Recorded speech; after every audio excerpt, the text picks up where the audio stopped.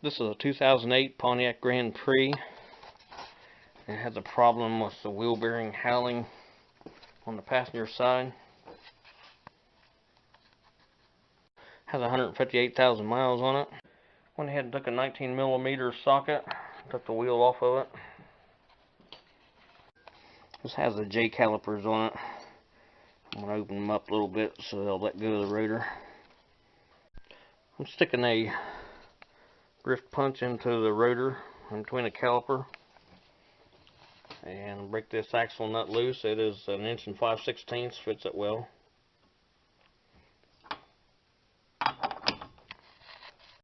This is a non-ABS system. First thing I'm going to do is take a 15mm socket and take these two brake caliper hanger bolts out.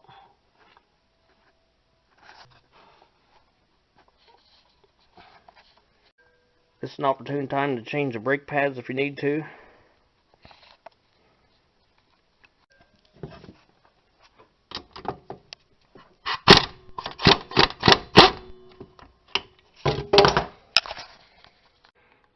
Hang your caliper from the strut spring. Make sure the rubber brake hose isn't stressed out. It can't take very much. I'll pull the rotor off. In behind the wheel bearing and spindle is 3 bolts holding the wheel bearing to the spindle. See them here? They're actually supposed to have brand new bolts put in it when you change this wheel bearing. Anytime these bolts are loose or removed.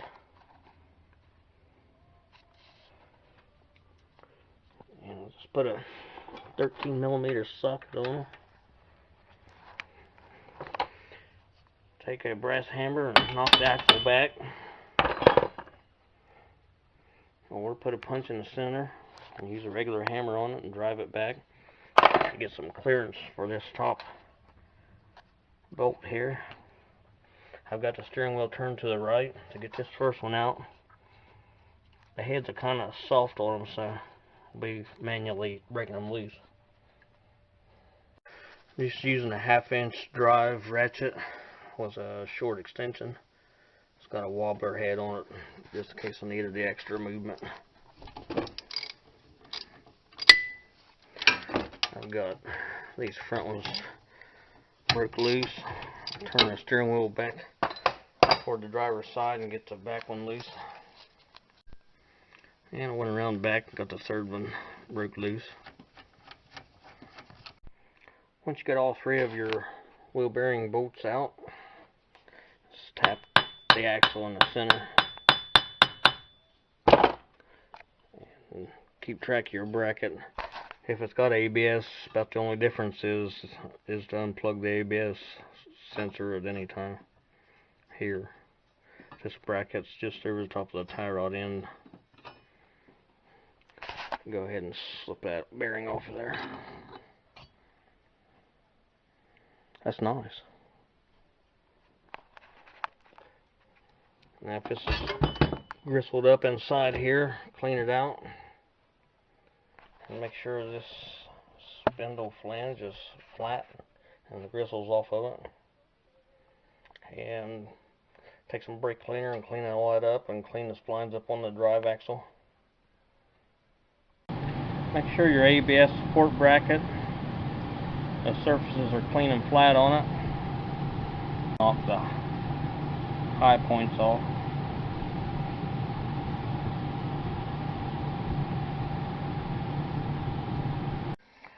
If you happen to reuse the old wheel bearing bolts, I don't necessarily recommend it.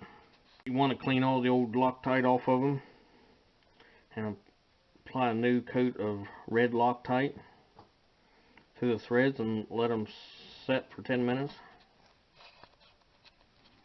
Till the Loctite cures a little bit. Once you got the hole all cleaned up and the surface is flat and clean and drive axle splines clean,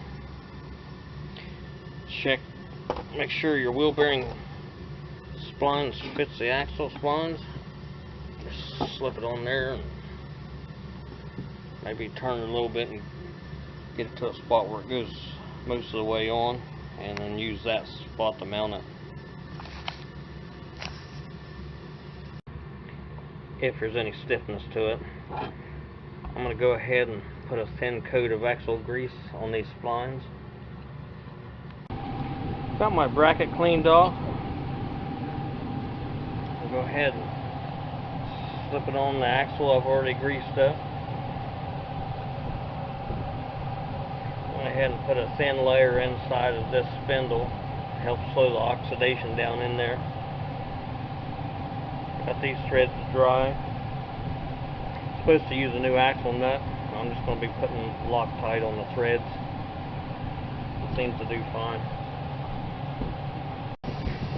Once you got the wheel bearing assembly up on the axle, go ahead and start installing your bolts. I'm going to go with the top one first because the axle is going to push back because it's not going all the way through the wheel bearing just yet. Pretty snug.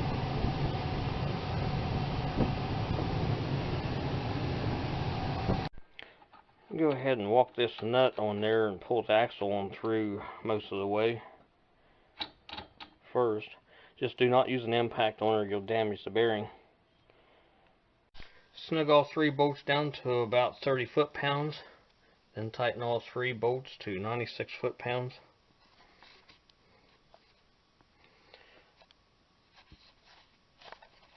You can put the axle nut on, run it down and pull the axle through to take some of the compression off of it.